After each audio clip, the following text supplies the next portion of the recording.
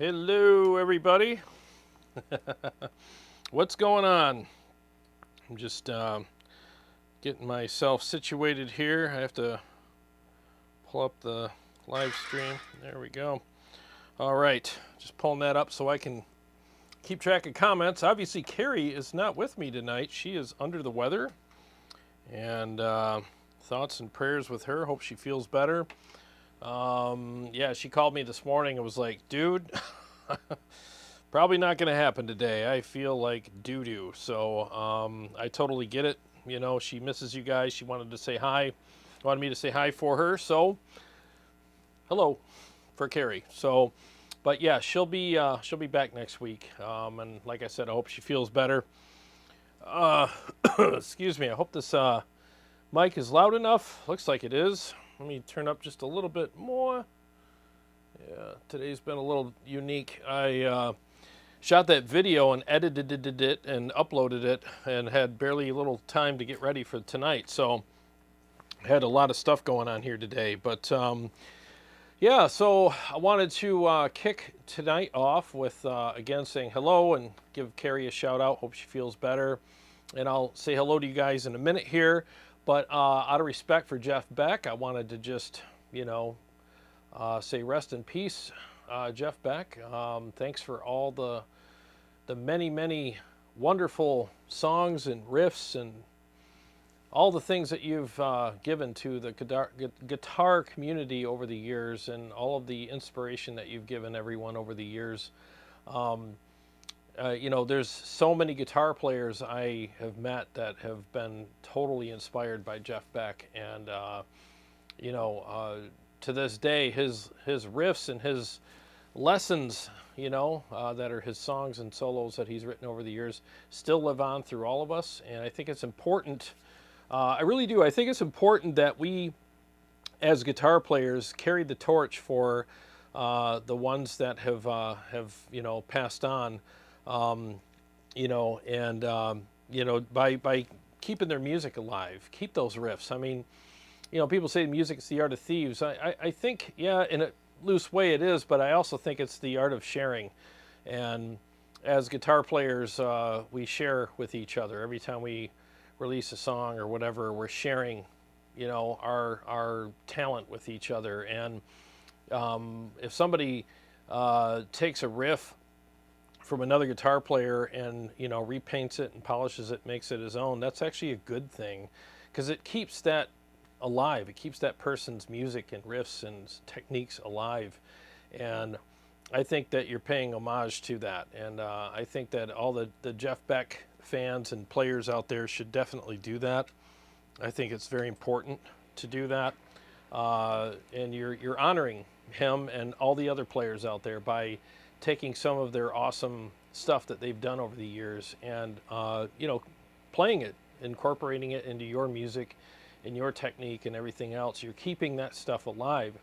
It's just like, you know, when you know, stories are passed down through generations, recipes, you know, all heirlooms, all that kind of stuff. I mean, it's the same thing.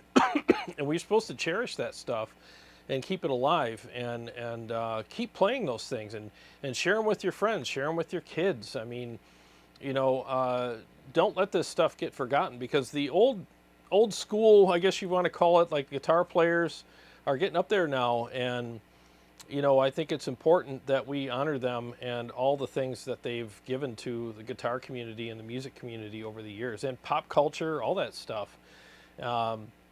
So, yeah, once again, thank you, Jeff Beck, for all you've done. And may you rest in peace, sir. And I hope you and Eddie Van Halen are up there swapping stories and trading licks and all that other fun stuff, you know. So, you know, God bless him and all of his fans and his family and friends and everybody else. So, wanted to make sure I kick things off with that out of respect for Jeff. For sure. I'm having, there we go. Hear my in-ears here. But, yeah, and I'll get into the Jericho thing in a little bit. Well, I want to see what you guys think, and you're not going to offend me if you disagree with me. I mean, I don't get offended by that. I want to have an open discussion about that. I mean, we'll definitely talk about that a little bit. I already released the video, pretty much shared my thoughts on it. There's a lot we don't know, you know, a lot of behind the scenes stuff we don't know, but you know, that's kind of interesting anyways.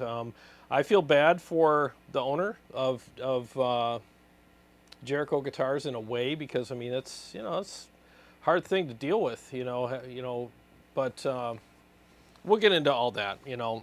All I can say right for now is I hope everything works out and everybody just goes their separate ways and continues to be successful in their business ventures, and keeping in mind like how to do things the right way, you know. So yeah, anywho, please give the video a thumbs up. I'd appreciate it, guys. Just takes a minute to leave the chat and do that. It definitely helps the algorithm. I could use all the help I can get these days, I'll tell you. I worked my ass off on that microphone video, and it's hardly getting any views. So last time I'm doing anything like that, what a big fat waste of my time that was. And it hurts the algorithm when I do stuff like that. It really does. You know, anytime you put out a video on YouTube and it doesn't get a lot of views, they punish you for it. So that's why we can't take chances and do videos like that anymore, you know, because we get punished for it. Anyways, Sean Hockey, what's up, man? Good to see you. Pure Rock Fury says, "Rip Jeff Beck. We want Jarrod to play Scatterbrain." Man, I wish I knew some of his songs, but I just don't. I'd love to honor him by playing one of his songs, but I honestly don't know any of them. I'm embarrassed to say, but I just don't. But maybe one of these days in the future I can do that. Dean Harkness says, "A hero of heroes, Rip Jeff Beck, and thanks for everything." Yes, agreed. Kyle Hart, what's happening? Saturday Night Tone Wars, let's go. Johnny Romero, good evening and happy Sunday to all. We lost a legend, Rip Jeff Beck. Yes. Flux, go Carrie and Jarrod. I hope everyone's having a nice weekend. Right back at you. Thanks for being here. Vince Salutari. Hey, hey, hey. It's Carrie and Jarrod. So happy to see you guys. Looking forward to the show as always. Carrie's got her own tagline now. Hey, hey, hey. Steve O. Hey, everybody. Jeff Beck was never stagnant. Active up to his death. Yeah, he was, man. Yep, he was very innovative, you know. Dean Harkness, thanks for the super chat. He says, "Let me lighten the mood. Arnold and Skeeter open a breakfast diner, but always argue, and Arnold calls Skeeter a pestilent redneck and ask what the hell is grit anyway." Oh my God. So I'm doing double duty tonight. I'm doing Carrie's job and mine.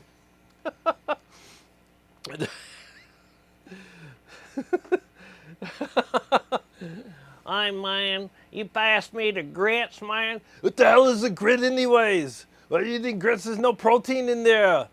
Eat the chicken, eat the eggies, not the grits. Get the grits out of here. It's all carbs. It makes you flabby. Flabby and fat. We are not that. It rhymed. Flabby and fat. We are not that. I should be a rapper. Hey, yo, G. Flabby and fat. We are not that.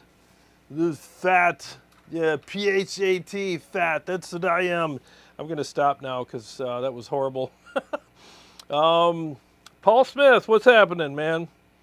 He found a Roger Waters album and Jeff played on. Amazing. I remember what Roger played, Jeff Beck did that one song with Rod.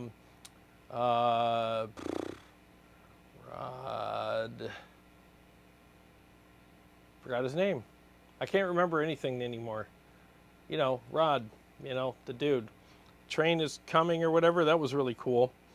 What's Rod's name? Rod something. Stewart? Yeah, that was interesting. That was a really cool song. Vox Pathfinder, what's happening? I will watch your microphone video. Oh, thanks, man. I could use the hits on that. That was disappointing. That was disappointing when I released that. I mean, I'm back here crawling around on the floor, hooking up mics and like, okay. Jeff Hirschberg says, that's too bad I found the mic video very informative. In fact, I ordered a used PV M45 from Guitar Center. Well, that's cool. I'm glad you got something out of it. Seriously, I need comments like that. Thank you. I'm glad it helped you. Like I said, I just wish it got more views. You know, it's weird, but maybe it'll pick up. We'll see. Scott Fulmar, he says, get well soon. Carrie, Jeff, tough one. Yeah, thanks for the super chat, Scott. Appreciate that. Yeah. That was shocking. You know, I mean, I just got up one day, I looked at Facebook, I'm like, what? Like, and I was like, I didn't even know there was anything wrong, but apparently he caught, was it meningitis, and it just freaking took him down. So I didn't see, because I didn't know. Usually a lot of times you hear like, oh, so and so's in bad health, and you hear like the declining kind of thing go on over the next several months or a couple years or, you know, whatever. But this was shocking. I mean, it just came out of nowhere, you know, and, you know, a little bit like the Eddie Van Halen thing, because that was like, there were like rumors and kind of whispers in the dark of like, I think there's something wrong, you know, and then all of a sudden it was like, boom, he's gone. And you're like, whoa. Yeah, it's kind of takes you by surprise. Let's see. Johnny Romero says, hope you feel better, Carrie. We miss you.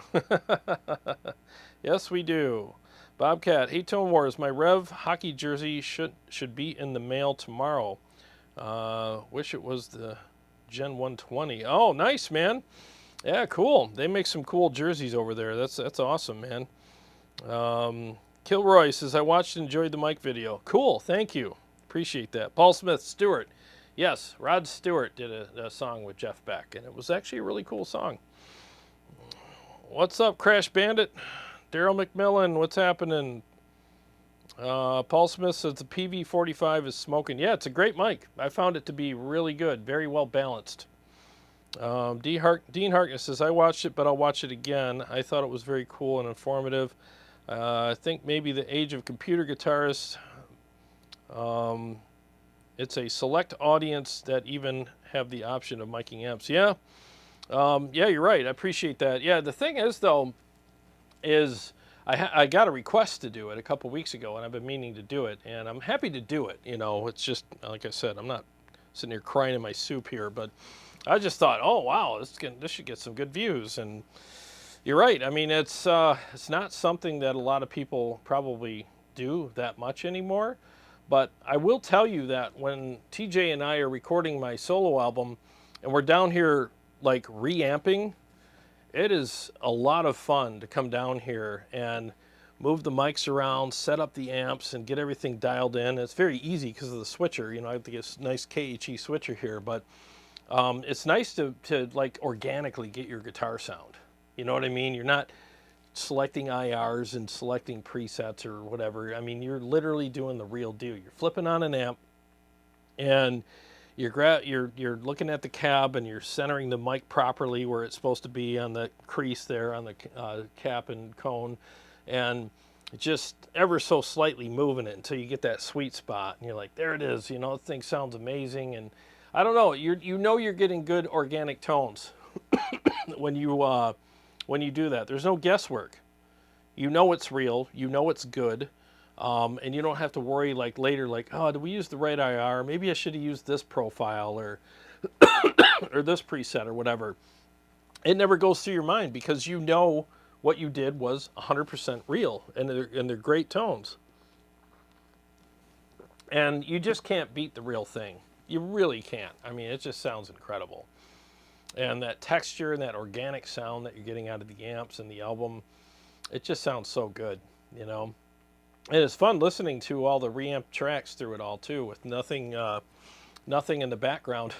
I mean, you're just hearing raw tones. And we got my in-ears in, TJ's got headphones on, and we're checking the mics, you know, making sure the tones sound good. I mean, it's just, I don't know. There's just something really cool about it.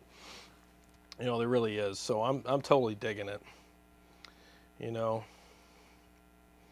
Anyways, let's see here. Vox Pathfinder, the song you're thinking of is People Get Ready. Yeah, that's right. People Get Ready. Yeah. Thank you. I can't think of names or anything anymore lately. I don't know what's going on with me. Crash Bandit says, hope you're doing well. Thanks for all the responses to help me figure out my Synergy rig. So much appreciated. It sounds legendary with the Soldano module. Oh, cool. And right back at you. And thanks for being here. I'm glad to help, man.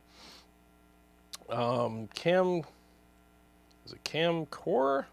Good morning from PNG. Really enjoying my Revv Mark III 100R. Got it new for a super end of the year sale. Oh, good for you, man. Yeah, the Revv is just, it's one of those amps that every time I plug into it, I love it. I mean, there's no adjustments needed. It sounds incredible. It feels incredible. It's just such a great, thick, beefy, nasty, awesome sounding amplifier. And tonight I'm actually running it direct. I'm running out the back from the 2 notes, and I'm using virtual cab number 1. No other stuff. I haven't loaded any other impulse responses or anything in it. It's just whatever they did, I think sounds incredible. In fact, the Revv is one of my #1 writing tools when I'm down here, because I can play it through my studio monitors, which is about 10 feet away from me, and I just run my tracks through it and just practice to that, and it's just so convenient. But not only is it convenient, but it sounds great. You know, I'm not down here going, well, it's good enough to practice with, I don't care. It actually sounds really freaking good, and I don't miss anything when I'm playing through it. I think it's just such a great piece of gear. It really is. So let me just play a couple riffs for you. Maybe I'll do a mix or two. I'm carrying the show tonight by my damn self. Miss you, Carrie. She does a lot here. It's funny, like, I'm probably going to be hoarse by the end of the night, because, you know, she does half the talking, and I miss having the banter with her. She's always, like, right here. It's just an odd... I haven't gone live by myself in a long time, so this feels really strange. But, anyways, yeah, let me mute my mic here and get things going. Just hang on 1 second here, guys. Let me pull these out. All right, here we go.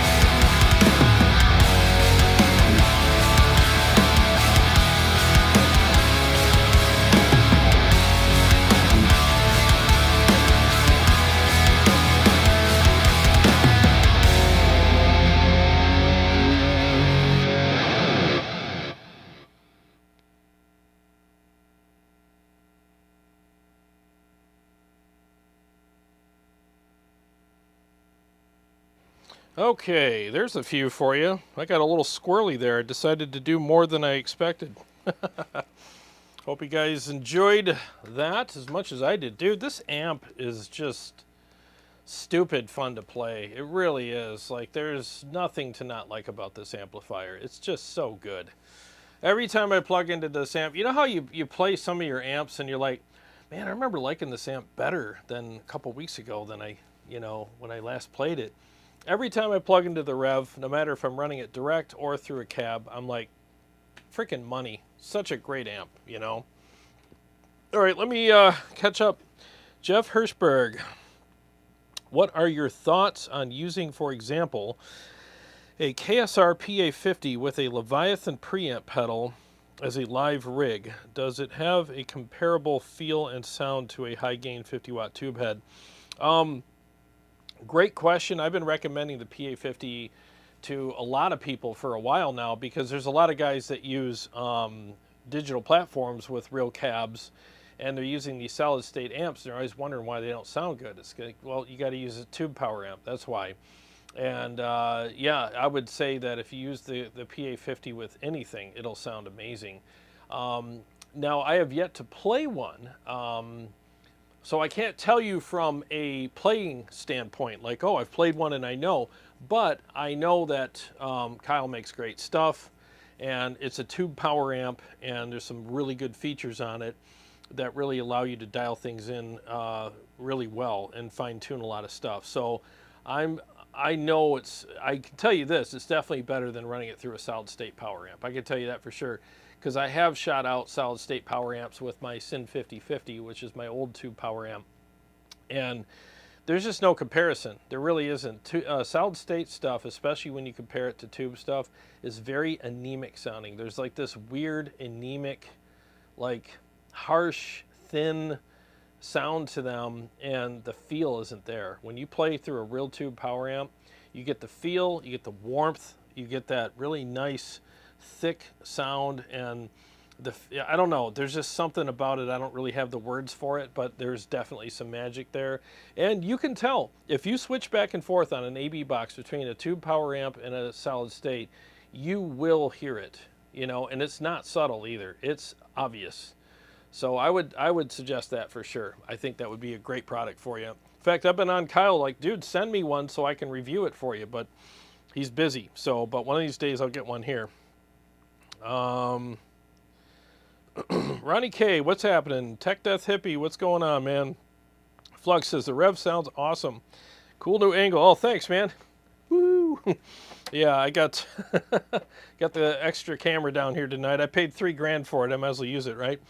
Daryl McMillan says I have the Revv generator 740, I think, Mark II, but I may be upgrading to the 120 Mark III in the future. Yeah, I love the 120 Mark III. I think I like the Mark II as well. My buddy Jay has a Mark II, and it sounds really good. This one here is a little more to my liking, though. I think the gain structure, the thickness it has, they're two completely different amps, you know. So depending on your playing style, you'll like one over the other. I prefer the Mark III. I'm not saying it's better. It's just more to my taste. I think both of them are great. I've played Jay's several times, and his is always awesome when I plug into it. So, Beck's Pathfinder. I think Jarrod likes this amp better than the PV Invective. Yeah, just a little bit. Just a little bit. Matt Force, what's going on? Good to see you, man. I've been meaning to stop by the store this week. I've been busy, so I'll have to stop out on Monday, maybe. Sorry. Yeah, it's been a little crazy this week. Paul Smith asked what I'm playing through. It's the Revv Mark III through. It's just direct out. That's what I'm using. Jeff Hirschberg says, excellent, thank you. I have both the PA50 and the Fryette PS100 to play around with. Oh, cool. And you're welcome. Good, man. CS, solid state is poo-poo. Yeah, it's not the greatest, you know. I mean, sometimes you got to do it. You got to do what you got to do. Now, from what I hear, if you're going to use solid state, ISP Technologies, they're actually a local company here, like 10 minutes from me, and they make a power amp that's supposed to be really good. In fact, I got to reach out to Buck and see if I can pick one up and check it out, because I know Michael Sweet uses it, a bunch of other people use it, and it's supposed to be freaking amazing. And Buck makes some killer PA gear, really good PA gear. He also makes the Theta and the Theta Pro, which is also a nice piece of gear. But he told me that his power amp is like the best solid state power amp out there, and it's the same kind of tech he uses in his PA stuff, and his PAs are state of the art. Like, people from all over the world order PAs from him. In fact, I was there one time when he had a PA being tested in his shop, and he's got this huge, like, garage type area that's probably like a couple thousand square feet, and he had it in there just cranked, and it just sounded incredible. Yeah, he's like, yeah, I'm shipping this to Europe. I'm like, holy crap. Yeah, he makes some really good PA stuff. So yeah, I want to check out the, I can't remember the name of the, I think it's called the Stealth or something like that, his power amp, but I guess it's supposed to be pretty good, especially considering it's a solid state unit. He did something to trick it up and make it warmer, so we'll have to see. Paul Smith, is that the direct sound out from the Revv? Yes, it's DI out, using the 2-note stuff inside. And it's all stock. I didn't load any other IRs or anything in there. It's all stock. The Line 6 Veta HD has the best solid state power amp I've seen or heard. Oh, interesting, Flux. I'll have to check into that. Yes, anyway, so if you guys saw my video, let me look at it. What are your guys' thoughts on the whole, you know, Jericho guitars versus Gibson thing? I just wanted to see what your thoughts are. Yeah, see now that's got 240 views already, and I just released it, which is interesting. It's funny, you release something about drama and freaking the numbers shoot up. You release something informative and nobody cares. So anyways, yeah, there's still stuff coming out about it. It's unfortunate that it happened, but I'll be honest with you. Like, I understand. Like, I'm not a huge Gibson fan. Okay, I don't hate them. I don't think they suck. It's just their guitars just don't work for me. And please don't be offended by that. I play these because they just work for me. And there's people that could come over here and play these and say, guitar doesn't work for me. I prefer a Gibson, and I would respect that. I totally get it. That's why there's so many different brands and shapes and models and different things out there, because there's so many different brands, shapes, and models of us. So all due respect to Gibson and Jericho, I just felt that when you're dealing with a company that's out there that's being pretty litigious, I mean, they're going after people left and right. Now, you could say what you want about Dean and the other guitar companies that they went after. I think it was PRS, Dean, maybe Kiesel, I don't remember. But all that aside, because that has nothing to do with this, I put all that stuff aside. I didn't even mention it in my video because it's like it doesn't matter. But if you're Jericho Guitars and you know this is going on, why? Why would you make a guitar that's exactly the same thing, or at least so close that you think it's exactly the same thing as some of their guitars? Well, you made two of them like that, and it's like, why would you do that? Like, it makes no common sense to me at all. It's almost, it's like I said in the video, it's like, oh, everyone's getting sued for making guitars that are sort of like Gibsons. Hold my beer, I'm gonna make one or two of them exactly like them and see what happens, right down to the paint. And it's like, dude, what are you doing? Like, it's like I said in the video, like, don't get mad at the dog because it bit you because you poked it with a stick. I mean, you started it, and I understand if all of the things that we've heard are true, then I understand why Gibson would go after them. I do. I understand, because they have a brand, they have a model, they have things that they're doing, and I wouldn't want somebody copying my work verbatim. I wouldn't. I just wouldn't. So with business, that's a bad thing. That's why they have patents. That's why they have all that stuff.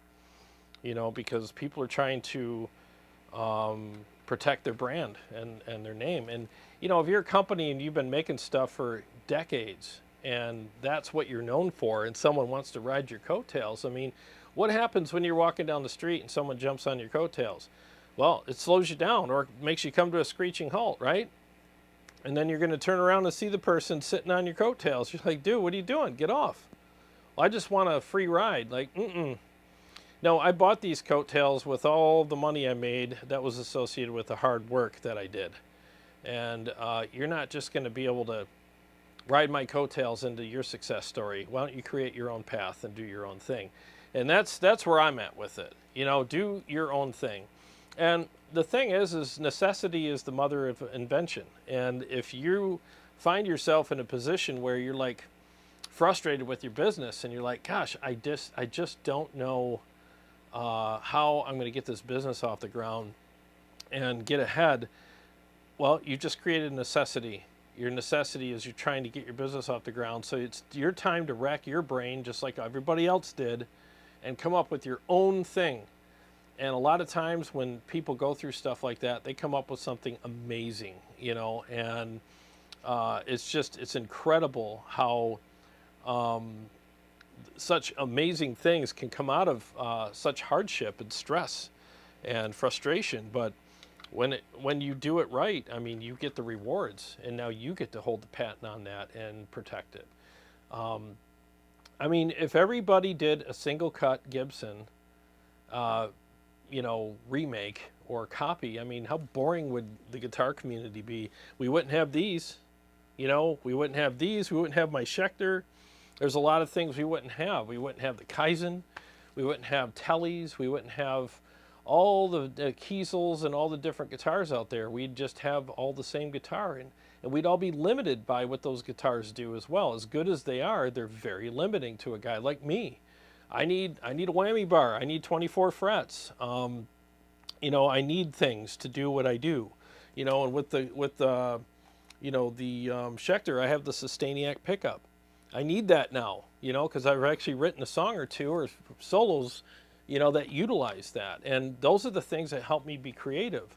So I don't want brands copying each other. I think it's stupid, you know. Come up with your own shit, you know, and I'll have more respect for a brand that comes up with something that fails than a brand that just copies somebody else's success story.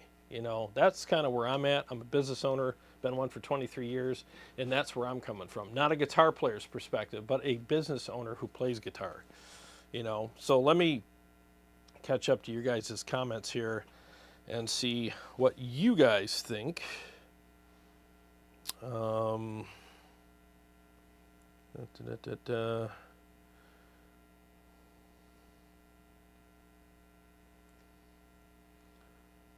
Flux, I actually got gifted a Les Paul, and it's fun to play, but I get my sound from a Super Strat. Ah, Super Strats, man, those are a big deal, weren't they? Back in the, I remember was it the late 80s or early 90s? They came out with the metal Strat. That was that was a cool guitar. CS, I hate Gibson. hate. Always hate. Sound like the Grinch. Hate. Loathe Gibson. I always hate on something when I don't know the facts. Not really. I just think they're in the right. Just my opinion. Well, you know, like I said, I'm not a big fan of Gibson either.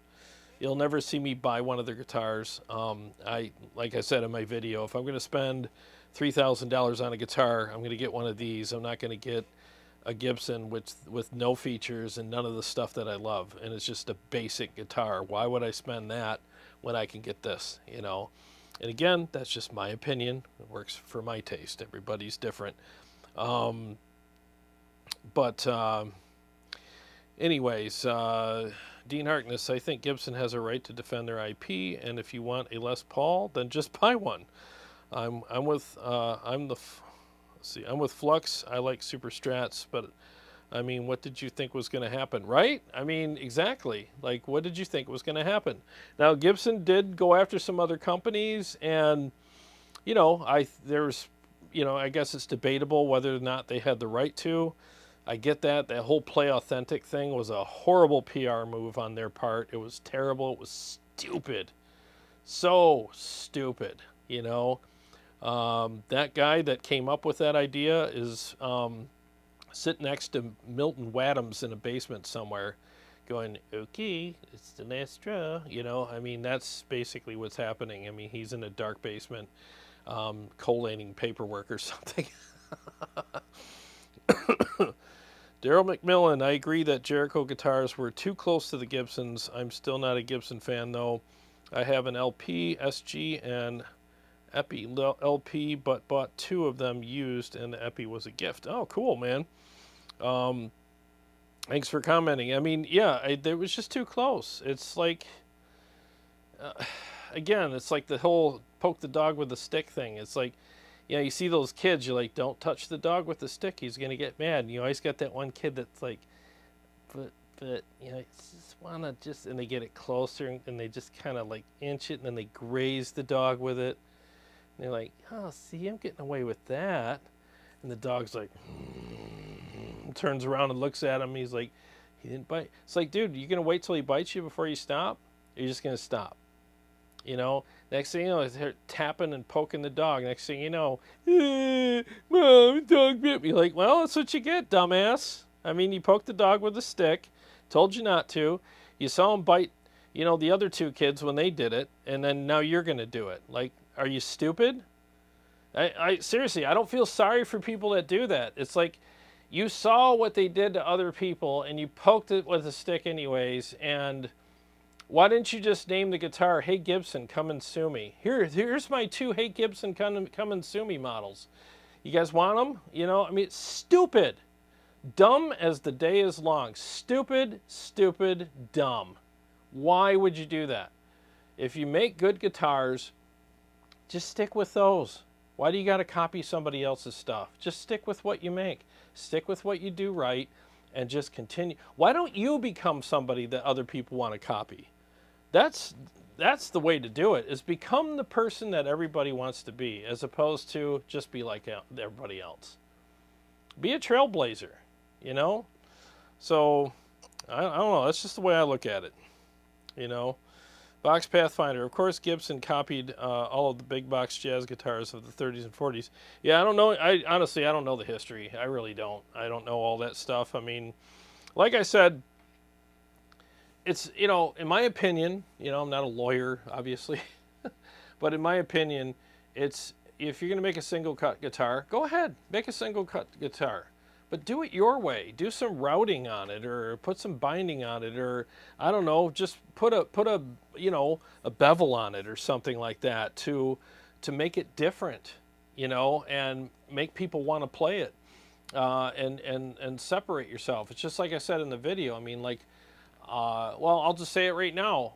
I'm doing a live stream. There's a lot of people doing live streams right now, but only I'm doing the one that I'm doing. I'm not doing the same exact thing that everybody else is. Otherwise, why would you want to watch this? You could just watch the real deal. So that's really what it comes down to. You know, like I said in the video too, like there's only so many shapes you can do with a guitar before it just looks ugly and stupid. And it's like, yeah, I mean, the court proved, like, you have to have certain curves in the guitar for it to be comfortable to play. It's just normal. You can't just say, well, I patented this shape of the guitar. No, you can't do that. I patented this curve here. Well, no, you can't do that. There is a functional shape to the guitar. Now, just do it your way, you know. And I love companies that come up with innovative things. I mean, these Majesties, these are innovative. You know, John Petrucci didn't go to Ernie Ball and say, hey, can you make me a single cut just like Les Paul? No, he can't. They started from scratch and made their own thing. And now this is the #1 selling signature guitar on the market, because they put in the time, they put in the effort, they put in the thought, they put in the creativity. So they deserve the success associated with that. So they didn't do it by copying somebody else. And that's why I'm such a big fan of their guitars, because they're all made by, you know, they're all from ground up, you know, start from scratch and come up with something. That's what I like about them. But anyways, let's see here.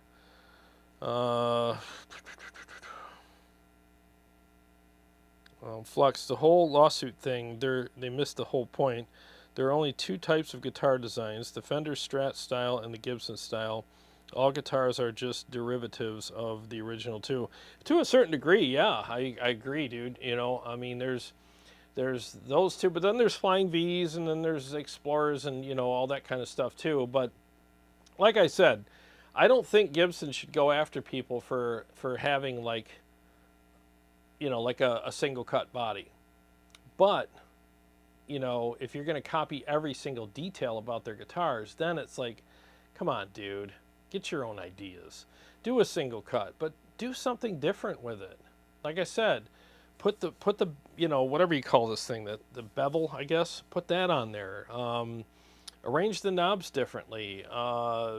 You know, I don't know, put some sort of binding in it. There's ways of making the wood look different, like as well. Carve it a certain way, like route it a certain way. Do different things with it. And when you do that, you're creating your own version of it. It's kind of like doing a remake of a song, you know? Like if I was to cover anybody's song, I wouldn't do it verbatim. I would do it my way. I would take it and do my own spin on it. Like TSO, we just saw TSO, you know? And all those Christmas songs are great, but they did their version of it. That's what made it so spectacular, was I was listening to like the metal version of Christmas songs, and it was awesome. I didn't want to go to hear the music box version of those songs, you know? I mean, they did the kick-ass metal version of it, and it made it spectacular. They had the lights, they had the loud guitars and the drums, keyboards, the awesome vocals, you know, the pyrotechnics and, you know, the effects and graphics, and it was just amazing. See, that's what I'm talking about. And it was just a simple little Christmas song, you know, a bunch of little Christmas songs that everybody sings at everyone's front door for a couple weeks before Christmas. And they took that and turned it into what it is now. That's what I'm talking about. You know, take something and make that with it. and then you'll have my respect. But if you're just going to do the same thing, I'd rather just have the original, you know, because that person deserves my business, not you.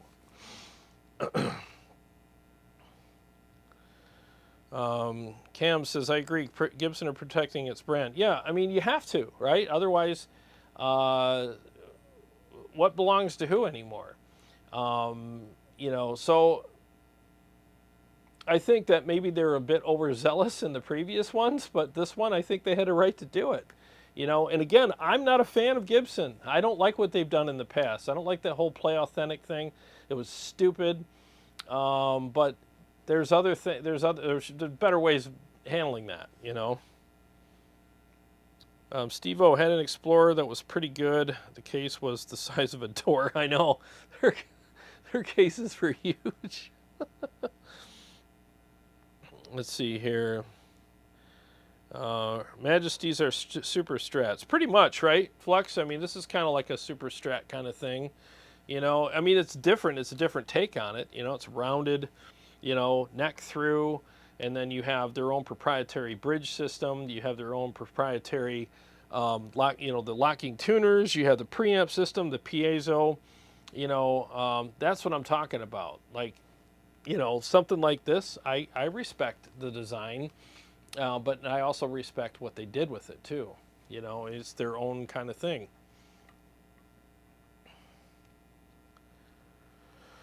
Let's see here.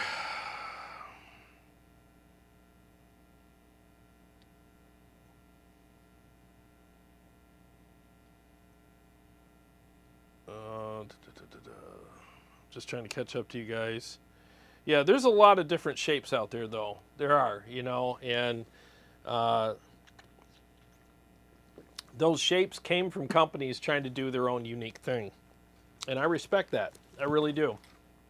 You know, I honestly think that that's what you should do. And with this whole issue, I think the best thing that we can do is zoom out and put our tribal, you know, things aside and go, well, what would I do if this happened to me?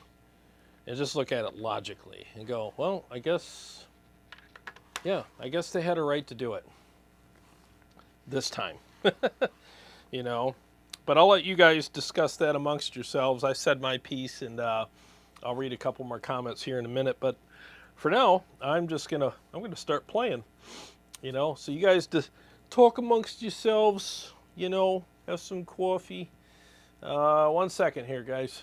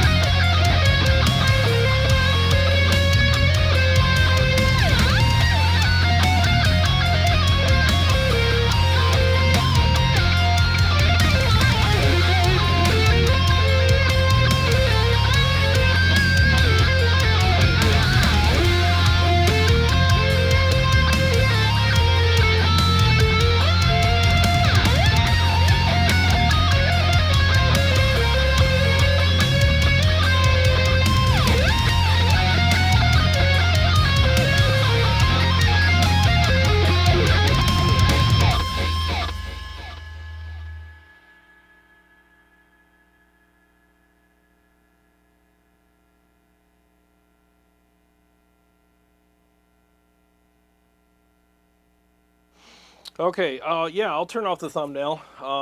Just give me a sec here. What is that, number 3? Okay, so there we go. All right, so now the thumbnail is off. I just usually use it because, you know, people want to see the amp, but it's in the thumbnail of the video. So, yeah, I thought about that earlier, Flux, but I was like, yeah, you're right. It looks better with it off. Look at that pedal board. Yeah, I got planes landing on it sometimes too. Let's see here. Scott Fulmarter, Jarrod just saw the size of your pedal board via the camera to your right. Holy moly, pedal heaven. Yeah, it's yeah, it's pretty big pedal board. I mean, I use it because of what I do here on the show. I got like 8 overdrives and bunch of stuff on here. It's just mainly for me to demo pedals, and I got enough space on here to, you know, put stuff on. So, but if I was to go live, like if I was just a regular guitar player, not demoing stuff, I mean, yeah, I wouldn't need all that. the joys of being a YouTuber, right? Let's see here. John Pesquez, what's up, man? How you doing? He says, hey, Jarrod, would you say Gibson guitars are overpriced due to their history in the music industry, as well as the artists who play them? I'd like to own one, but one day, but they are not cheap. Honestly, yeah, I think they're overpriced for probably even more reasons than that. I think that there's an old saying, right? If you're good at something, never do it for free, you know, but there's also free market and all that. And the thing is if people keep, you know, buying their guitars, for the price that they're selling them for, they're going to keep selling them for that price. And that's how the market works. When people stop buying them, that's when the price goes down. And I think they found that spot, the sweet spot, where it's like, yeah, we're selling enough guitars where we don't have this huge demand. We could still make a lot of guitars, and we're not killing ourselves to make them. And we're keeping up with the demand, and we're making good profits. So let's just keep it up, you know. They won't get my money because I think for what they offer, which is, again, a good guitar, but what they offer compared to other guitars on the market, I'd rather just get something else. You know, I couldn't do a lot of the things that I already did tonight on the guitar on a Gibson Les Paul. I just couldn't. It doesn't have enough frets. It doesn't have a whammy bar. Most of them don't anyways. And if I bought one, I'd yank the horrible, disgusting, shitty pickups out of it and put in some real pickups right away, because I can't stand their pickups. They're wimpy, and they just don't have the output that I like. I would yank those things out and throw them across the street out into the woods. Depends on what you like, but they just don't work for me at all. And I would be frustrated all the time with that single cut thing with that huge bolt-on deal behind it, banging my palm of my hand into that. I mean, the baseball bat neck, you know, I just can't deal with it. But if you, all right, I'll put it to you this way. If you got $3,000 to spend on a guitar and you called me and were like, hey, I got $3,000 burning a hole in my pocket, what guitar should I get? I'd probably ask you a few questions, what style of music you play, blah, blah, blah. But if you're a metal guy and you play leads and stuff, I would just say, go get an Ernie Ball. Just go get a freaking Music Man. Get a Majesty Monarchy or one of the new Majesties or whatever. Just get one of those. Might be a little over $3,000, or you can get one on the used market for less than that. Just get one of those. Thank me later. You know, I've had these guitars for several years, you know, and they're great. They just work for me. And it doesn't mean my opinion overrides everybody else's, but I mean, I could have bought a Les Paul, I could have bought a Gibson, whatever I wanted, but they just don't work for me. I played a buddy of mine's Les Paul, and the way the bridge is set up, I feel like my elbow's way out here. It just felt really awkward. And yes, over time I could probably acclimate to it, but it just didn't work for me. You know, these guitars want to be played. I feel like Gibson Les Pauls fight you. They, at least with me, they fought me tooth and nail. Like, oh, you want to play me? Yeah, well, not going to happen. I felt like I was fighting with it all the time. You know, so, but I would tell you to, I'll put it to you this way. I'd rather have this Schecter than a Les Paul. You know, I would, because I love the Sustainiac pickup. I love the features on the Schecter, and it sounds really good, you know, and it plays nice. So it just totally works for me. So, and again, if you guys play Les Pauls, please don't be offended. I'm not ragging on your guitar. If you have one and you love it, then obviously you picked the right guitar for you. And you probably would come over here and play one of mine and go, nah, I don't need all that. And you know what? I would respect you for that. No problem. I respect your opinion, you know. So I'm not ragging on them. I'm just saying, if you got $3,000, you know, I mean, I think you're better off spending it on something that has at least some features on it. That the thing is about features and stuff is, a lot of times I bought a lot of stuff I'm 53 years old. I bought a lot of stuff in my life, you know. And the one thing that I can say, being where I'm at in life and all the things that I've bought, is don't ever buy anything that based on what you think now. Future-proof your purchases. In other words, don't look at something and go, yeah, I don't need all that. Well, right now you don't. But maybe in 6 months you'll change your mind. And if you buy this thing with those features, you'll grow into it. I'd rather grow into my purchases than grow out of them. You know, and so if you're buying a very limited piece of gear, chances are, especially as a musician, you're going to grow out of it. I haven't grown out of these guitars yet, and I probably never will. But if I was, you know, a guitar player that just bought a basic guitar with no whammy bar, no piezo, no nothing on it, and I don't need all that, I'd regret it, because I would have turned into who I am today, and I'd be like, well, now I got to sell that at a loss and pay for another piece of gear that has all the stuff that I, you know, grew into and grew out of the other guitar for, you know. So I just think that that's future-proof your purchases, you know. Um, John Pesquez, I couldn't agree with more of you. Huh? Awesome, awesome, dude. Yeah, I'm glad. I'm glad that we agree. Let's see here. Flux sounds amazing. The pedal board looks sick. Yeah, it's a pretty gnarly pedal board. There's a lot of crap on here. CMO79, what's up, man? He says, love my Gibson Flying B, and cost for value on it is the craftsmanship and parts equally so. Yeah, I mean, their craftsmanship has been up and down, but you know, I mean, they've had their ups and downs with that. Sounds like you got a good one, and I'm glad. I really am. I'm sure that your guitar is worth every penny, and that's a good point, CMO79. That's a good point, because a lot of the stuff with some of these guitars, we don't see it, right? It's not a tangible thing. Like, it's all under the hood. So maybe there's some really good parts under the hood on some stuff that we buy that we don't appreciate because we don't touch them. We don't see them every day. But 5 years down the road, when we haven't had any need for repair, that's when we're like, you know what? This guitar is pretty freaking good. It hasn't broke on me. I haven't had anything repaired. Every time I plug into it, it works. So there's something to be said about that as well. So you're right. Very good point. Let's see here. Flux, that's what I did in my Les Paul. I changed the pickups to EMGs, and the thing does sing, but I'm just going to use it for recording a solo here and there. I can't play shows with it. Yeah, sometimes that's a thing too. Like, some people spend so much on their guitar that they're not going to take it to a show, and I totally understand that. Like, I've taken these guitars to plenty of shows because it's the only guitars I had, and I don't ever want to play anything else, but I totally get that fear of like something getting, scratched, or, damaged or whatever. So I understand. So they're like $4,000 now, huh, Dean? Dean Harkness says they're like $4,000. Yeah, inflation sucks. Yeah, $4,000 for a guitar. Ugh, it's a lot of money, man. Mustard, what's up, man? He says, I love my Gibson's Flying V 76 Les Paul. Custom shop Les Paul, but their pickups are straight garbage, and many other brands make superior instruments.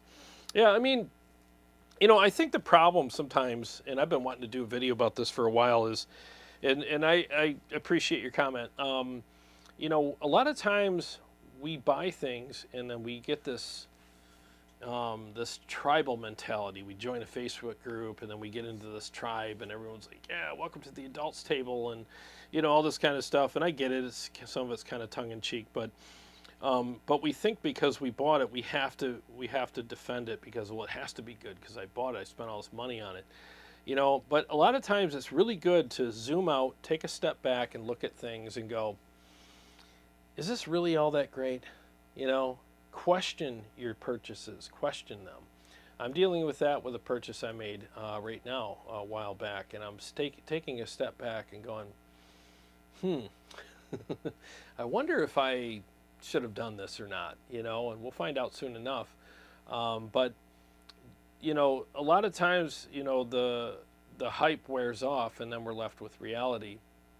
And I think it's really good that for all of us to, no matter what we buy, no matter what gear we played or we've played for years, always be subjective or objective with it, and just be like, well, maybe I should try something new. Sometimes it's good to try something new just for the sake of trying something new. And one of two things is going to happen. You're either going to appreciate what you've always played even more because you're like, you know what? I'm glad I tried that thing, because compared to what I've been playing all these years, I still think that I made the right choice by sticking with this brand. Or you might be like, wow, I didn't know all there's other stuff was out there. I'm going to have to switch gears. And that's why I switched to Ernie Ball, because I was an Ibanez guy for years. I mean, the whole time I played guitar, since I was a kid, I played Ibanez. And I became a tribalist about it. I'm like, Ibanez, Ibanez, Ibanez. And then one day I bought a 7-string Ibanez Prestige S-Series model, and it had that stupid whammy bar with the bushings, the 2 white bushings on it. But my other Prestige models didn't have that, but on the 7-string they did. And because the other Prestige models were 6 strings. And I sent it back, And that's what made me switch to Ernie Ball, because I didn't want those bushings, because I practiced at a different location. So my my guitar would have been in and out of the case 6 times a week on top of shows, and we were playing a lot of shows that year. So, and every time you pull that whammy bar out, it wears the bushings down, and you get 3 times in and out, and you got to replace the bushings. And the bushings are a pain in the ass to replace, and you got to keep buying them. They're $2 a piece. Now, you know what? This ain't working for me anymore. I sent it back, and I switched to Ernie Ball, and I'm glad I tried it. My first guitar by Ernie Ball was the JP15. And I pulled that out of the case and played it, and within minutes I was in love. I'm like, oh my God. And I was so glad that that happened to me, and I was so glad that I stepped outside of my tribe and tried something different, because that was the moment that I realized all this time I could have been playing something that was more suitable to my taste and better for me, and I've been missing out. All the frustration I had with those other guitars and everything, I just love the Ernie Ball stuff more. And that's just me, that's my opinion, but I just think it's good for us to try different things every once in a while, because you never know what you might be missing out on. Catch up to your comments here. Gunnerman, what's up, man? He said I would get a Gibson. That's just me. No, good. You know, if you like the Gibsons, man, go for it. I have all the respect in the world for people who buy stuff, because that's what they really want. And obviously Gibson's doing something right, because they're still selling guitars left and right. So there's a lot of people that own them. Steve-O said, I had a Les Paul and a Friedman at one time. Glorious combination tone-wise. Oh, I can imagine. That must have been awesome.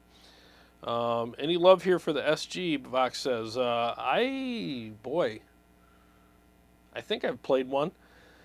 If I have, I know I must have played one when I was younger, but it's been a while. I'm sure they're good, man. Mustard, get a guitar that makes you want to play, regardless of the brand. If you can't stop thinking about it, the guitar is worth it. Exactly. That's exactly the truth, man. Whatever makes you want to play, whatever inspires you, whatever you enjoy playing through, then go get it, man. Get 10 of them, you know. Because at the end of the day, that's what matters. I mean, there's been many times I watch people play on stage and they sound amazing, but there's no way I could play through their rig or any of the stuff that they play through and sound as good as them, because it just doesn't work for me. But you know what? It works for them, and thank God they found that gear, because boy, do they sound good, you know. And that's really what it comes down to. I'm not about what other people play. I'm about what they play on it, you know. And as long as what they're playing on it sounds amazing, I don't care if it's a shovel with 6 strings on it hooked to a boom box. If it sounds great and they write some cool stuff on it, I think that's what they should go with. I really do. CM also said, he says, I also love my ESP. Oh yeah, ESPs I heard are really good. I don't have any, but I should try some. Flux, I will say my Les Paul into my Diesel VH4 does tend to get this nice Adam Jones tool type tone without trying.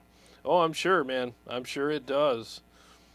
Dean Harkness, I sold an LP Studio and got a Schecter Silver Mountain. Did not regret it one bit. The Super Strats are just fast AF. They are, man. They're fast guitars, man. Oh, right here, Gunnerman with a perfectly put point here. I didn't gel with the Majesty, bought it and sent it back. Good for you that you love it, but it's just not for me. Exactly. That's what it's all about, and that's my approach on this channel. I'm not always trying to tell people like, well, I like this, so you should like it too. I just say, I like this, and here's why I like it, and that's why I play on my channel, and that's why I do solos, that's why I do riffs, that's why I do my songs and stuff like that, because it's context. It's all context. So when you watch the channel and you hear my opinions about things, my music and my playing are all the context that you should weigh in with my opinion, you know. And then at that point, if you hear me play and you're like, oh, but you're one of those guys, so I see why you like that, but I'm one of these guys, it's that context that I don't have to talk about. It's already there for you to make your own decisions with, you know. And that's really why I started doing all that stuff years ago. And I just try to do it in hopefully a creative way and an enjoyable way with the music, but that's really all it is. Like here, it's not just like, yeah, that's what that sounds like. I want to write something so that you know what kind of player I am, so you can weigh that in with. That's the grain of salt that goes with my opinion. So yeah, you're right, Gunnerman. I mean, and I've met other people. I got friends locally that bought Majesties, and they're like, "Oh, I bought a Majesty," and a week later, they return it. They're like, "Dude, I sent it back." I'm like, "What?" I'm like, "Really? What didn't you like about it?" It's like, "I don't know. It just didn't. I just didn't gel with it. I'd rather just have like whatever other guitars." And it's like it doesn't have to make sense to me. It just has to make sense to them. You know, it's almost like I'm eating Rocky Road ice cream, and I just don't know why everybody doesn't like it. It's like, well, there's 31 flavors, bro.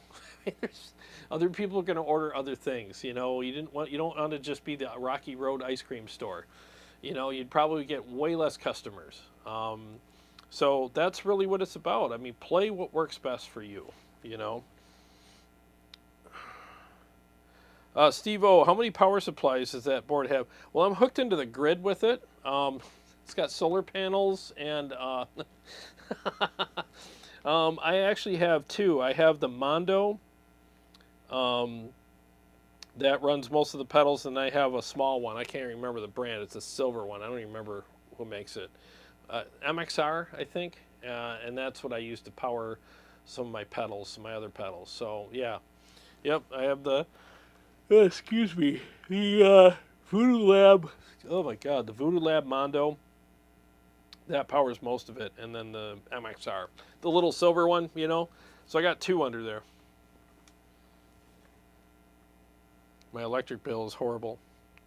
Jeff Hirschberg, he says, I bought a Squire Classic with Vibe 70s. Vibe 70s. Oh, that's a new one.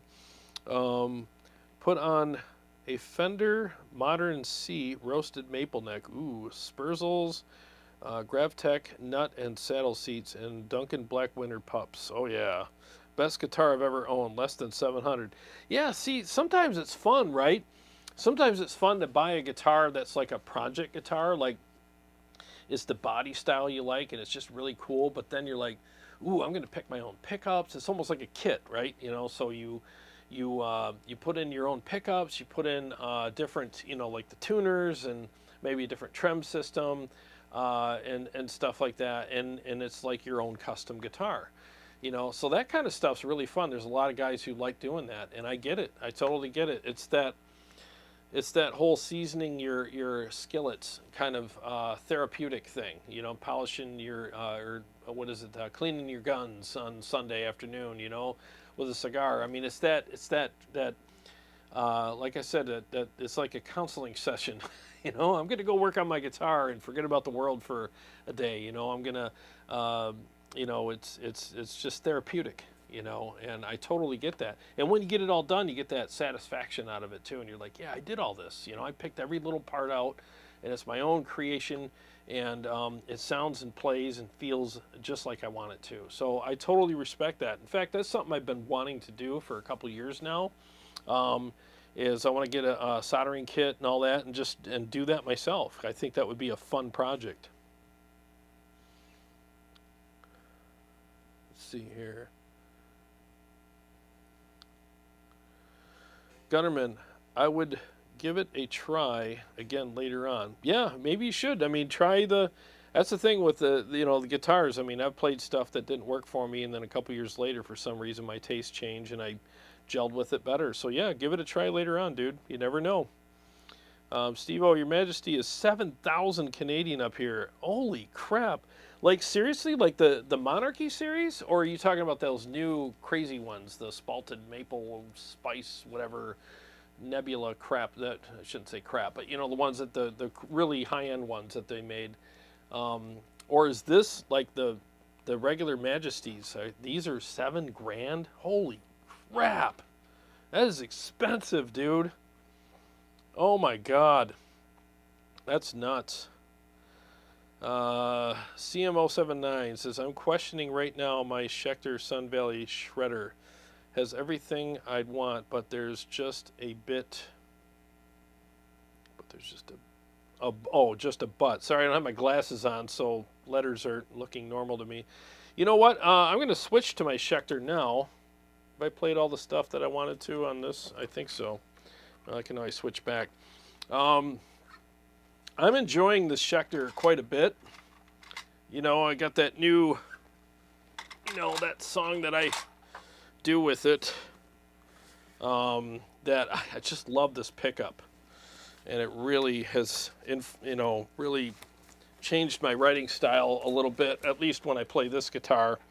And it's just so nice to have those handy tools, you know, to be creative with your writing.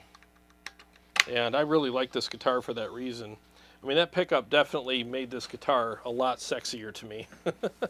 You know, so, you know, you just need that one thing sometimes. And you're like, oh, I'm hooked. Yeah, I skipped dinner, so I got to have a protein shake here. Sorry.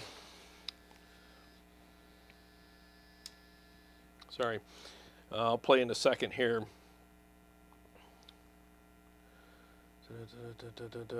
Daryl McMillan, the Majesty is my favorite guitar out of my 39. Holy crap, dude. 39. I thought I had problems. 39. Wow, good for you, man. I'm glad I bought it before inflation went crazy. Same here, dude. And that says a lot for the Majesty too. Out of 39 guitars, that's one of your favorites. That's awesome. I'm glad I got mine before the inflation went up too, because when I bought mine, they were just $3 grand, just under or just over. I can't remember, but I was like, God, that's a lot of money. But I look back and I'm like, I'm so glad I bought all 4 of them when I did, because I wouldn't want to pay for that now. Knowing what I know now as far as how good they are, I would do it, but I'd be gritting my teeth the whole time. John Cinnamons, what's happening? He says, I like flat strap type guitars, but my 2010 Epiphone Les Paul Standard has heavy tones that sound good for metal, and the neck is slim, not like a baseball bat. Oh, awesome. I did play, which one? Which is the Les Paul? Is it the Studio? Is that what you said? Studio? Yeah, there's a thinner body Les Paul that has a better neck. And it was a friend of mine that had one, and I tried his, and it was actually really good. I remember that. That does. I'm glad you posted that, because that does bring back a memory. Let's see here.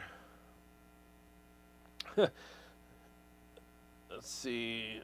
Hey guys, a little late. Studio 5. Hey guys, a little late. Everybody had a good week. Wait. No Carrie tonight? Yeah, sorry, dude. She's not feeling well. Thanks for being here, though. Yeah, Carrie's not feeling well tonight, so she had to take the night off and rest. But she wanted to say hi to everybody. So, so I'm doing double duty tonight. I'm reading the comments and everything else. So bear with me tonight, guys. All right. So let me play this guitar for you guys, the Schecter. And again, I'm very grateful for this guitar. I really like this guitar a lot. I'll be playing it more and more. It's just got such a well, it's huge. I mean, it's a huge guitar, but the feel is really good. I had it set up by Scott at Motor City, and he did a great job on it. And, excuse me. And I'm still getting used to the scale length. I always feel like I'm in the wrong spot. So, but I love the Sustainiac, which you will hear in this next mix, because I use it like crazy in this mix here. Bear with me 1 second here, guys.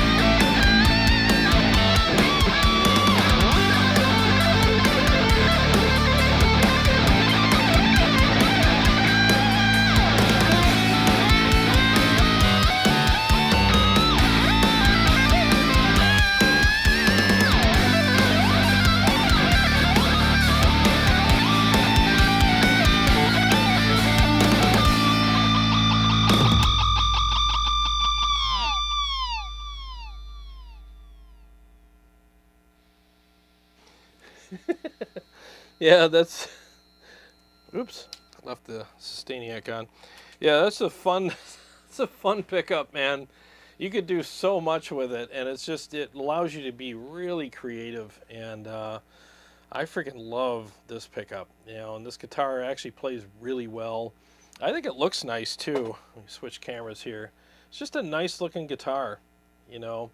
And I think that I might wear off the finish here where I put my pinky though. So we'll have to see. Some people have said that, like, yeah, you can wear off the finish, but yeah, clear coat probably would have been a good idea on this, but whatever. But yeah, I do really, really do like this guitar. And if it wasn't for this guitar, that solo wouldn't be nearly as fun to listen to or to play for me, anyways.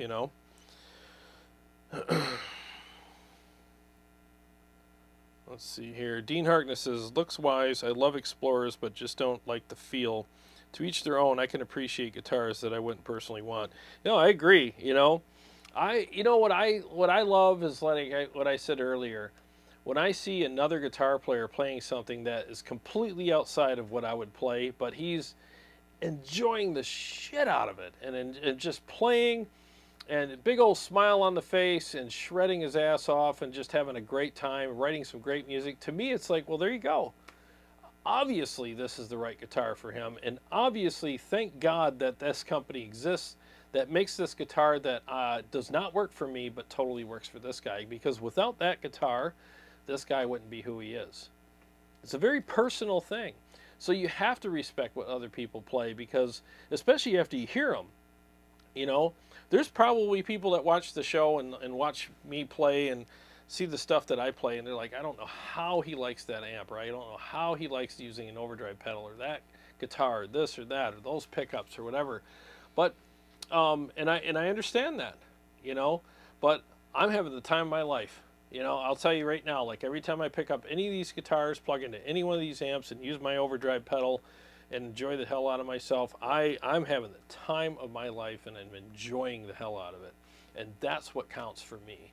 It's not about brand loyalty. It's not about tribal stuff. It's just about, like, I literally, genuinely enjoy playing what I'm playing through, and that's, at the end of the day, all that matters. And you shouldn't have to explain yourself to anybody. I totally appreciate all the brands and all the different stuff that's out there because, again, without all that stuff, there'd probably be a lot of people that don't play guitar. Because they'd pick up something that doesn't work for them and go, this isn't for me. It's like, well, maybe guitar's for you, but that guitar's not, So it's nice to have those options. Steve O'Cox, what's up, man? He says, I own Gibson's Fenders, a Schecter Solar S series. I want to try a Solar, by the way. Each guitar has music in them and a certain vibe that connects to me. So I believe in trying many guitars, amps, until one just speaks to me. No, I agree. 100%. Like, this is my crazy guitar now. So this one here is like, if I want to go nuts and just tear up a solo and use that Sustainiac pickup and go crazy, I mean, this is where I go. You know what I mean? So I can use it for other stuff as well, but I mean, if I have a guitar that's designed to go crazy, I'm going to use it for crazy stuff. And so now, anytime I'm having a hard time with, like, one of my solos, like, the solo's just not coming together for me, I look over and see the Schecter hanging there. I'm like, you know what? Let me grab that and see. And that's what inspired me to write that guitar solo I just played was the Schecter. All of a sudden, it started doing all the stuff, and I'm like, oh yeah, I'm totally going to utilize that stuff. And I wrote with all of that in mind. So I started sustaining my notes more and letting things ring out more as opposed to just shredding or going fast. I would shred up to something and then find a note and hold it and be like, there it is.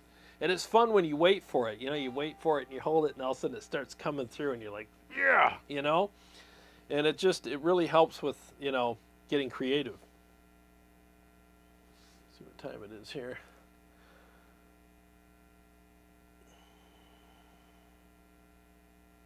Scott Fulmar, he says, which pedals did you take with you when you played live?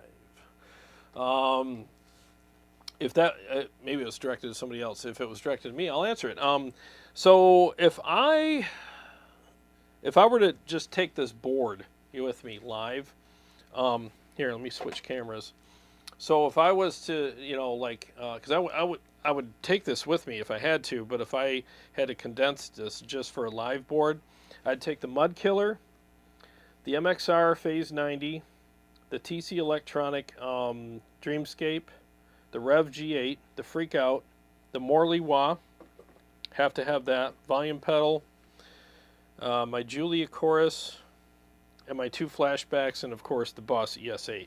I just don't need the other several overdrive pedals and maybe the wiretap and stuff like that. But yeah, that's what I would bring, because I actually utilize all that stuff when I play live. I mean, I do. So I'm a huge effects guy. I love to color my sound. I love to throw stuff out to the audience while I'm playing live. I don't like just having one sound for the whole night. I love having a lot of different sounds. So I would utilize as much of this stuff as I could.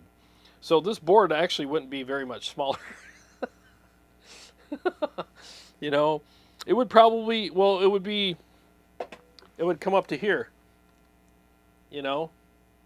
So right here would be the cutoff, and I wouldn't need all this real estate here.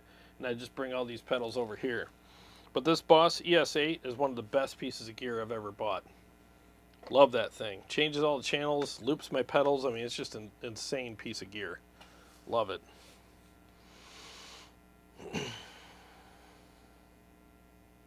CM079. Part of my makeup as a musician is about challenging myself with the gear I have. Like, I know I could play something way different, but I always push boundaries on myself a lot. No, you're right.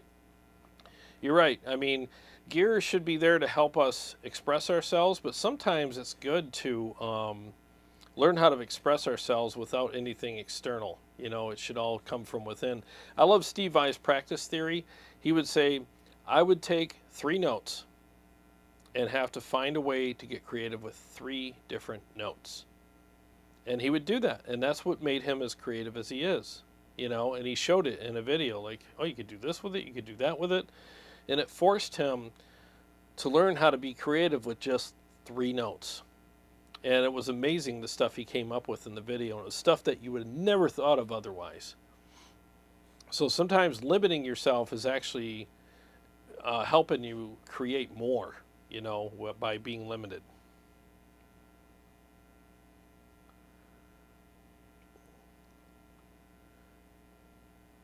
John Vasquez, Flux, that Schecter looks beautiful. It looks majestic. Yeah, it's a great looking guitar. You know, I don't know if it helps if I switch cameras, but I was impressed the moment I opened this thing up and unboxed it. I was like, wow. And it's neck through, you know, neck through design. Very easy to play, just beautiful. Feels great, you know, to play. Had to get it set up, but that's normal. Yeah, very, very cool guitar.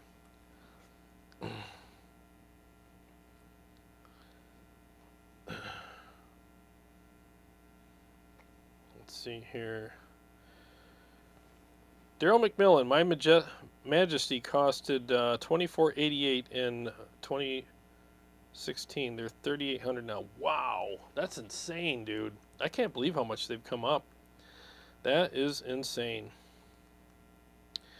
John Vasquez. Yeah, this is definitely a longer neck, man. I gotta watch it. I feel like I'm gonna bang into something all the time with it.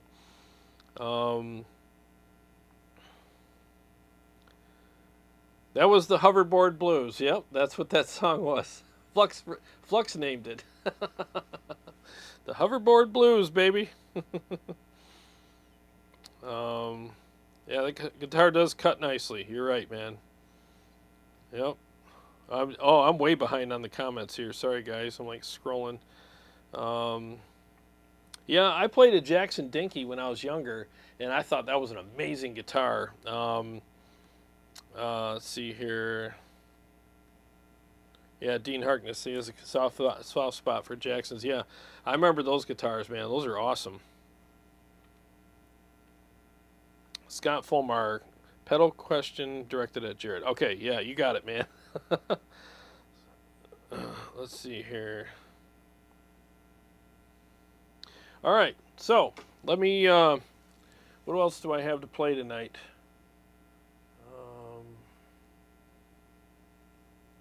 Played a lot of stuff. Did I do My Immortal? I think I did, didn't I? Yeah, I did.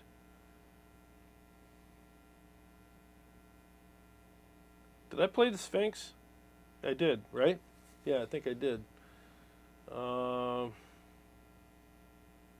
Yeah, I played a bunch of stuff. You know what? While I got this guitar, I got to get used to this song. I'm literally working on this, the hoverboard blues. I'm trying to perfect it. Let me play it one more time. Because I'm just practicing it at this point. You know, I'm trying to get tighter with it. There's some pretty tight, weird spots in there that I'm doing. Let me play it one more time, hang out for a few more minutes, and then it's time for dinner for me. So give me a second here, guys.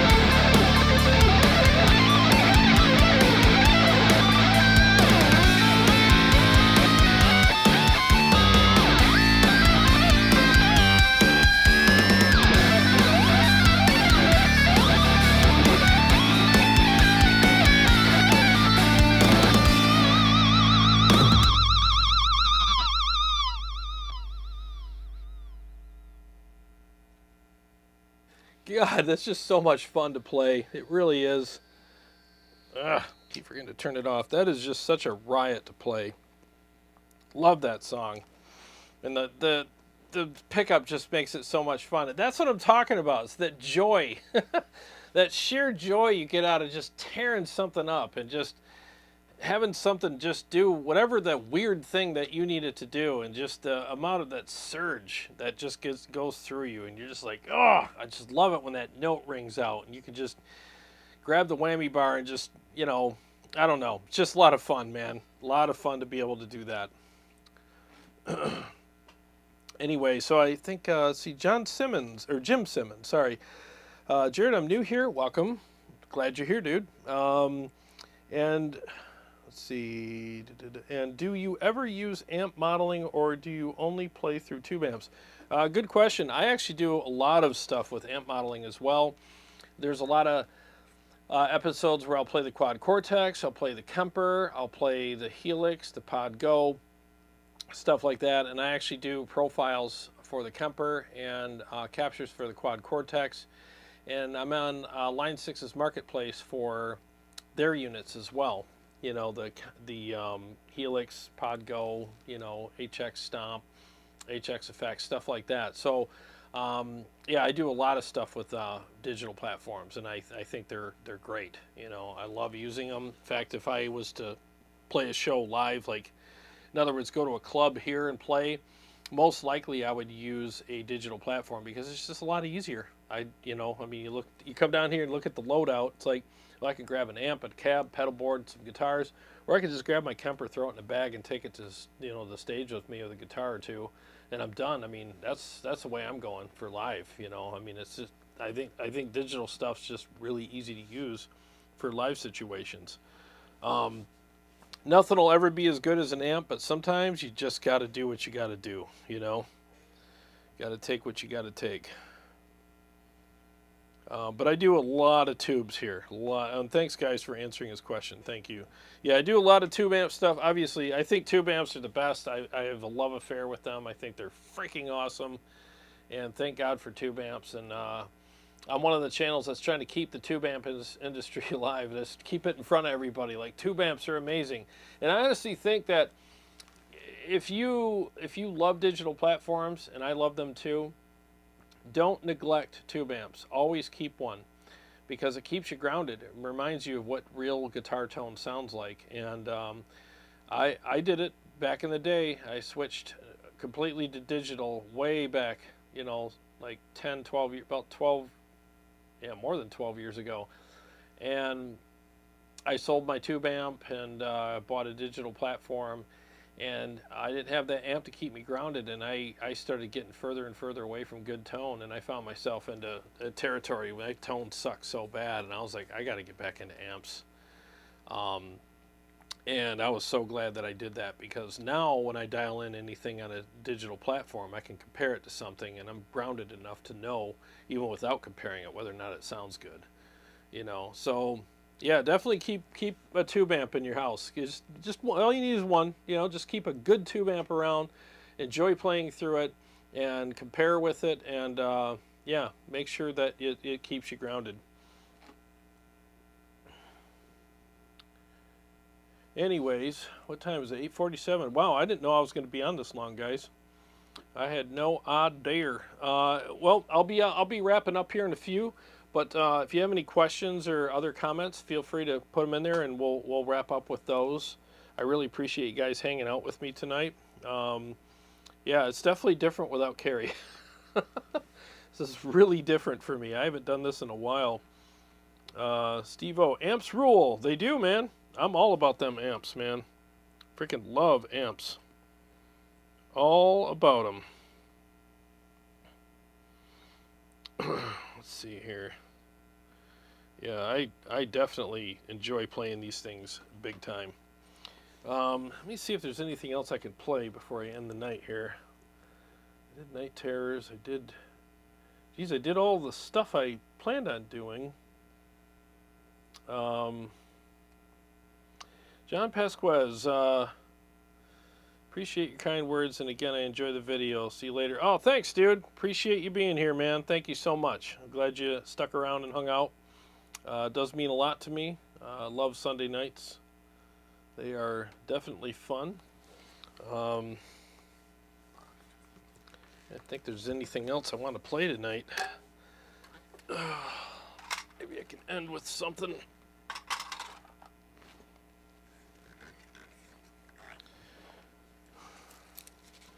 Paul Smith, he also plays Kemper Stage. Yes, I do. I love my Kemper. I almost went with the QC tonight, but because I just came out with a new, you know, capture pack with that. But I really miss playing this Revv, and man, does it sound good.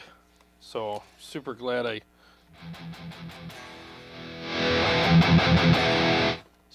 went with this. Wow, it sounds incredible. Let me do one more. Let me do Out of Nowhere. Didn't rehearse this one in a few days, but whatever. Let's see if I can survive this one. 1 second here, guys.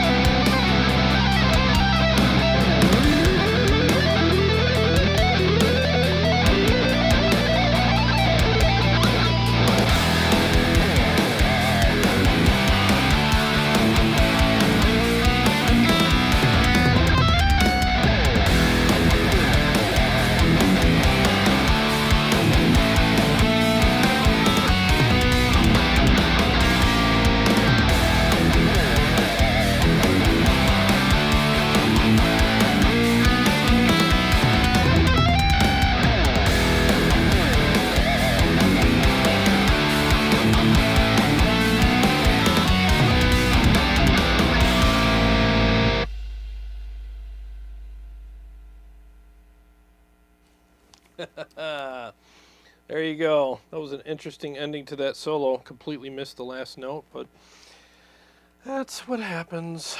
Oh, man. You're welcome, Kyle Hart. He says, thank you for me and Shelby for Out of Nowhere. You're welcome, dude. I'm glad you like that song. It's such a weird song, isn't it? I love it. It's quirky and weird, but that solo is definitely a challenge, man. It's a lot of fun to play for me, though. John Simmons, or Jim, sorry. I don't have my glasses, so a lot of words are blurring together here. A lot of letters are. Jim Simmons says, yes, I have been into amp modeling for many years. I also have a Bugera 333 and a Marshall DSL 40C tube amps. Like both modeling and tube amps. Yeah, good for you, dude. That's awesome. Isn't it nice to have the best of both worlds, right? You can play them both and enjoy them for whatever, the scenario is, So I totally get that. Flux, I fired up my Invader 2 since I have my Les Paul at home while my Ibanez number 3 gets worked on, and it sounds amazing through the Engel and my Marshall 412. Oh, that's awesome, dude. Yeah, the Invader 2, man. I remember having that amp on the show. Oh, that is such a killer amp, man. Good for you, man. Dean Harkness, hitting harmonics to check tuning is always going to be one of my favorite sounds. Me too, man. It's the fun stuff. It's the old school, like when we were kids. That's how we did it, right? Flux, Tone Wars. I found that my Engel Invader 2 loves Celestion G12 T75 speakers. If you get a chance to try your Savage 3 cab with them, especially if they are mixed with vintage 30s, like the Uber cab. Yeah, I'd love to try that, dude. Thanks for the heads up on that. I'd love to try that. Kyle Hart, it's the chugs from hell for me. Yeah, it is. Banana, dung, dung. Yeah, I love that part. That's why I called it Out of Nowhere, because that part comes out of nowhere. You're like doing this crazy stuff, and all of a sudden that happens. And I'm like, I'll call it Out of Nowhere. So yeah, thanks, man. That is definitely a fun song to play, man. It's really fun. Again, sorry, I don't have my glasses. Spillify?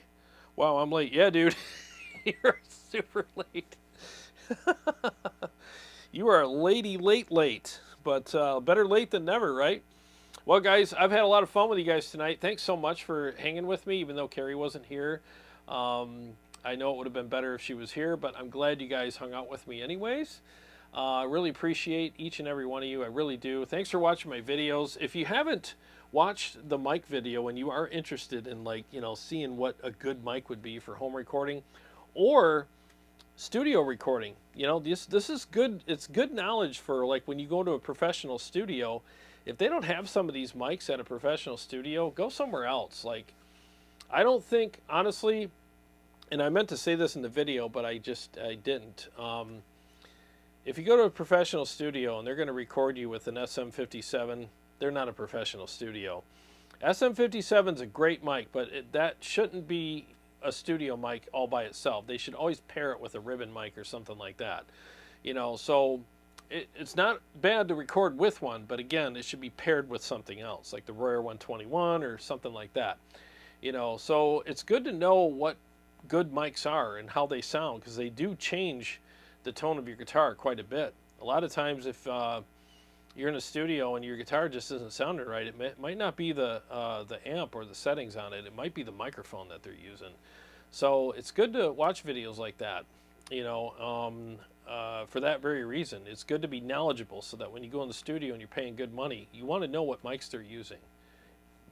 You really do. Having a little bit of inside baseball never hurt anybody, So, thanks, Dean. He said he's about to watch it again. Thank you. I appreciate that. Jeff Hirschberg, I had no idea the mic could change tone that much. I use the PV for live shows. Yeah, dude. It's amazing, isn't it? If you don't like your tone, change your mic. It really makes a huge difference, because SM57s can be a little bit fizzy and boxy by themselves, but when you pair them with something else, they sound great. So, it just depends. That PV mic was a dark horse. I was really shocked at how good that was. So shout out to Paul Smith for letting me borrow his. It sounded really good by itself. So Raven, hey, what's up? What's up, buddy? Raven Blackfeathers. Thanks, Jarrod. Well, again, thanks, guys, for being here. I really appreciate it. I'm going to go get some food and have a cigar. and freeze my butt off in the garage while I do so. Well, I appreciate you guys being here. Carrie will be here next week, and I hope you guys all have an amazing week. I really do, and I look forward to reconnecting with you guys next Sunday. So like I always say, every day's a gift, and thank you so much for sharing part of yours with me. I really appreciate it. I got more videos coming out this week, and I will see you on one of those. God bless you guys. Love you all. Take care, and we'll see you all very soon.